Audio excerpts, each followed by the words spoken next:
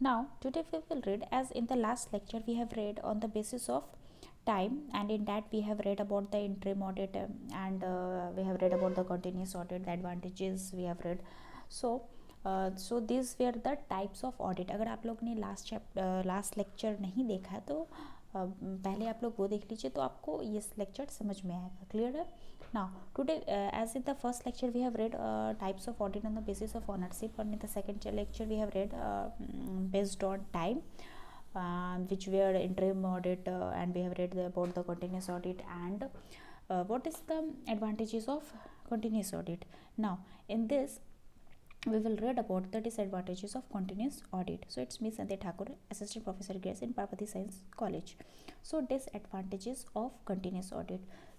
मैं तो हर एक चीज़ का positive point as well as negative point भी होता है. एज हमने एडवांटेजेस पढ़ लिया है कंटिन्यूस ऑडिटर का, now we will go through disadvantages of continuous audit.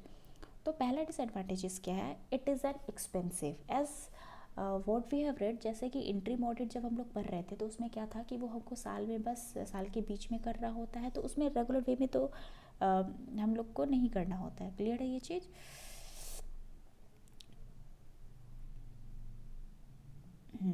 तो इसमें तो हम लोग और अगर हम वो उतना रेगुलर बेसिस में नहीं करना था, लेकिन जो कंटिन्यूस ऑडिट होता है वो रेगुलर वे में आपको ऑडिटर को ऑडिट करना पड़ता है. ठीक है?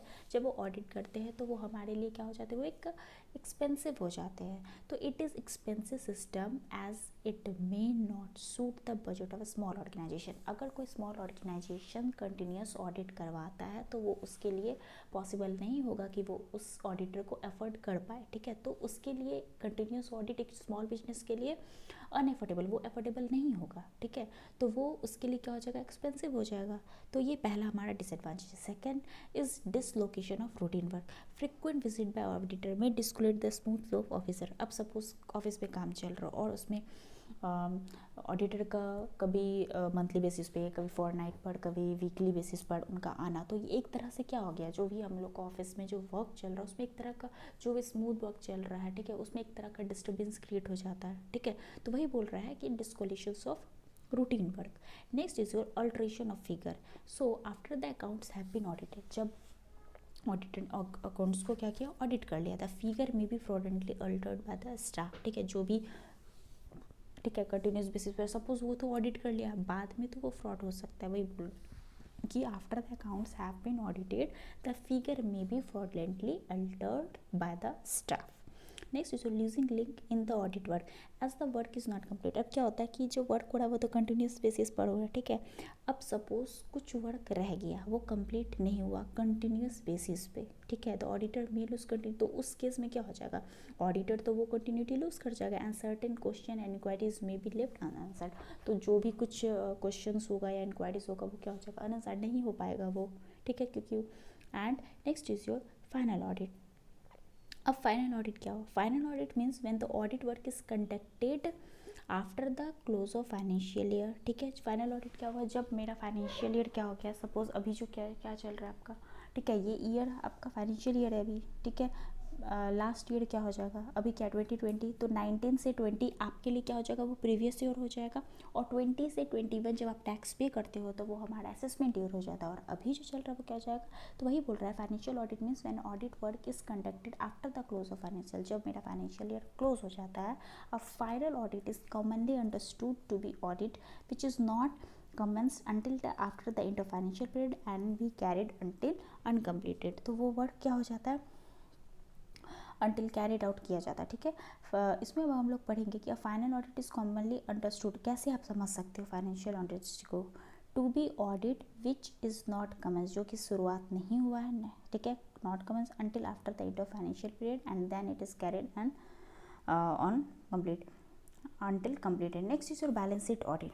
अब बैलेंस शीट, सबसे पहले अगर बैलेंस शीट में बात आती है तो उसमें हम लोग में क्या आता है दिमाग में, एसेट्स आता है, लाइबिलिटीज़ आता है. As on the debit side we write the liabilities and on the credit side we write the assets. So balance sheet audit relates to the verification of various item of balance sheet. अब हम लोग जब balance sheet audit की बात करते हैं तो उसमें बहुत सारे आइटम आएंगे, ठीक है। तो उसमें जो आइटम का क्या होगा, वेरिफिकेशन होगा, एसेट्स का, लाइबिलिटीज़ का, reserve and surplus. Reserve and surplus किधर आएगा, लेफ्ट साइड और राइट साइड, किस में चला जाएगा, ये लेफ्ट साइड आएंगे, इट मीन्स डेबिट साइड आएंगे, ठीक है।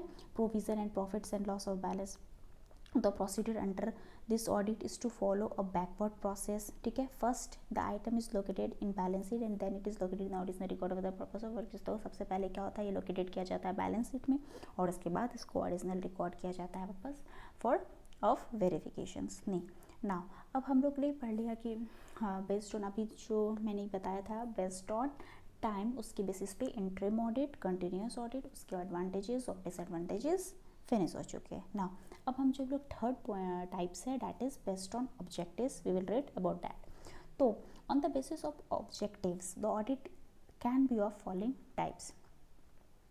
First is your internal audit. Internal audit क्या हुआ, जो आपके ऑर्गेनाइजेशंस में, ठीक है, इंटरनली, ठीक है, ऑडिट हो रहा है। ये जो इंटरनल ऑडिट होते हैं डन बाय मैनेजमेंट, इनका मेनली ऑब्जेक्टिव क्या होता है, कंपनी के ऑपरेशन से, ठीक है, इम्प्रूवमेंट हुआ है या नहीं हुआ, ठीक है। जो मेरा कंपनी में जो ऑपरेशन चल रहा है, मेरे में जो बिजनेस में जो ऑपरेशन चल रहा है उससे इम्प्रूवमेंट हुआ है या नहीं हुआ, तो इम्प्रूवमेंट हुआ है, उसका वैल्यू बढ़ा या नहीं बढ़ा। अगर रिस्क मैनेजमेंट हुआ है कंपनी का तो उसके अकॉर्डिंग वो देखेगा, ठीक है। तो ये इंटरनल ऑडिट किसके थ्रू किया जाता है, मैनेजमेंट के थ्रू किया जाता है। तो it implies the audit of account by the staff of the business. Internal audit is an appraisal activity within an organizations for the view of accounting, financial and other operation on the basis of productive and constructive subject of the management, ठीक है। It is a type of control which functions by measuring and evaluating the effectiveness of other type of, it deals with primarily with accounting and financial matter but it also properly deal with the matter of operating nature। तो internal audit का अगर हम overall view point यही ले तो यही होगा कि इंटरनल ऑडिट जो किया जाता है वो किसके थ्रू किया जाता है, मैनेजमेंट के थ्रू किया जाता है और इसका मेन ऑब्जेक्टिव रहता है कि वो कंपनी के ऑपरेशन से, ठीक है, इम्प्रूवमेंट हुआ है या नहीं हुआ है, ठीक है, ये बताना, मेरा उसका वैल्यू बढ़ा या नहीं बढ़ा, या रिस्क अगर कुछ हुआ है कंपनी में तो उसको कैसे देखा जाए, तो वो इंटरनल बेसिस पे किया जाएगा। क्लियर है। Next is your cost audit. Cost audit क्या हो जाएगा, cost audit is the verification of the correctness of cost account. जो भी कॉस्ट अकाउंट हुआ बना है, ठीक है, उसका वेरिफिकेशन करना in a correct way and adherence of the cost accounting plan. Cost audit is a detail checking of cost system. जो भी होगा आप कॉस्टिंग में आगे पढ़ोगे तो उसमें कैसे क्या होगा, डिटेल चेकिंग होता है, ठीक है, बहुत बारीकी से चेक किया जाता है किस चीज़ को, कॉस्टिंग सिस्टम को, टेक्निक्स को, accounts of verification of correctness and ensure adherence of the objective of cost accounting. Now next is a secretary audit. अब जो ये है ऑडिट, इसमें क्या किया जाता है, ठीक है, सेक्रेटरियल ऑडिट में सबसे पहले इसमें ये देखा जाता है कि जो रूल्स एंड रेगुलेशंस हमारे, ठीक है, हमारे कंपनी को दिया गया है तो वो हमारा कंपनी फॉलो कर रहा है या नहीं कर रहा है। जो गवर्नमेंट हमारे रूल्स एंड रेगुलेशन दिए हैं उसको हमारा कंपनी फॉलो कर रहा है या नहीं कर रहा है, ठीक है। So first is a secretary audit is concerned with the verification compliance by the company on various provision of Company Act and other relevant laws. Secretarial audit reports include, अब देखो क्या क्या ये रिकॉर्ड इंक्लूड करता है, whether the books are maintain as per companies act 2013। तो मैंने भी पहले भी बताया था कि कंपनीज एक्ट के अकॉर्डिंग ही आपको हर एक कंपनी का रूल्स एंड रेगुलेशंस को फॉलो करना होगा। क्लियर। तो इसमें वही बोल रहा है कि जो भी मेरा कंपनी बना है तो उसमें सारा जो बुक्स मेंटेन किया गया है वो कंपनी एक्ट 2013 के अकॉर्डिंग मेंटेन किया गया है। नेक्स्ट, वेदर द जो भी नेसेसरी अप्रूवल रिक्वायर्ड किया गया from central government, company law, board and authorities were obtain. Next is your independent audit. अब सबसे पहले ये बात बताओ, इंडिपेंडेंट ऑडिट जो बोल रहा है, it is conducted by an independent qualified auditor. जो भी एक ऑडिटर होगा वो क्या होगा, इंडिपेंडेंट होना चाहिए। The purpose of independent audit is to see whether the financial statement gives true and fair view of financial position and profit. मतलब कि जो भी फाइनेंशियल ईयर में जो भी बना है आपका वो ट्रू एंड फेयर व्यू देना चाहिए फाइनेंशियल पोजीशंस का and profit. Mainly it is for safeguarding of interest of owners, shareholder and other parties who do not have knowledge day-to-day operation of the organizations। तो जो क्या होता है कि organisation के जो हेड रहते हैं उनका पॉसिबल नहीं होता है कि वो डे टू डे अपने ऑर्गेनाइजेशन विजिट करे और वो देखे, ठीक है, कि क्या चल रहा है। तो वो एक ऑडिटर ही उनको बताता है कि उनके ऑर्गेनाइजेशन में डे टू डे क्या चल रहा है, ठीक है। तो वही बोल रहा है कि एक तरह का सेटिस्फेक्शन से प्रोवाइड कर देता है। Now tax audit. अब nowadays tax audit has become very important to ascertain the accuracy of tax related document, ठीक है। आज के डेट में क्या हो गया है, टैक्स ऑडिट जो होता है, ठीक है, वो बहुत इंपॉर्टेंट हो गया है, ठीक है, जो कि असरटेन करता है एक्यूरेसी टैक्स रिलेटेड डॉक्यूमेंट से। Tax audit mostly cover income return, invoice, debit, credit notes. अब सबसे पहले ये बताओ डेबिट नोट्स क्या हुआ, क्रेडिट नोट। सपोज एग्जांपल हम लेते हैं, जैसे डेबिट नोट क्या हो गया, हमने आपको कुछ अगर बेचा है, ठीक है, तो मैंने आपको एक स्लिप लिया, बिल दिया। तो जब मैंने आपको वो सामान बेचा, उसके साथ मैंने आपको स्लिप किया, तो that is your debit note, ठीक है। एंड व्हाट हैपन, जब वो जो बंदा है वो उन्होंने क्या किया, अब उनको रिटर्न करना, आइदर इट इज़ डिफेक्ट हो गया गुड्स में या उनको लेना नहीं, वो जब हमको रिटर्न करने आते हैं, इन डैट केस फिर इशू करना पड़ता है हम लोग को क्रेडिट नोट, ठीक है। वो बिल को फिर जब उसको री इशू करते हैं, ठीक है, क्योंकि उसको फिर तो अब रिटर्न करना, उसको लेना नहीं है, तो वो क्या हो जाएगा, क्रेडिट नोट, ठीक है। एंड फिर is current and fixed assets. Now next is your tax audit is an innovation of 21st century. अब जो टैक्स ऑडिट है वो क्या है, इनोवेशन, ये 21st सेंचुरी का इनोवेशन है।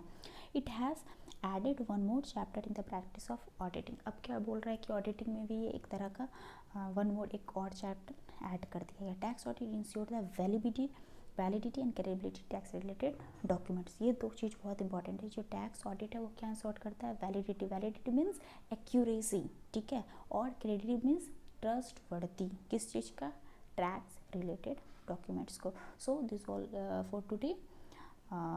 Thank you.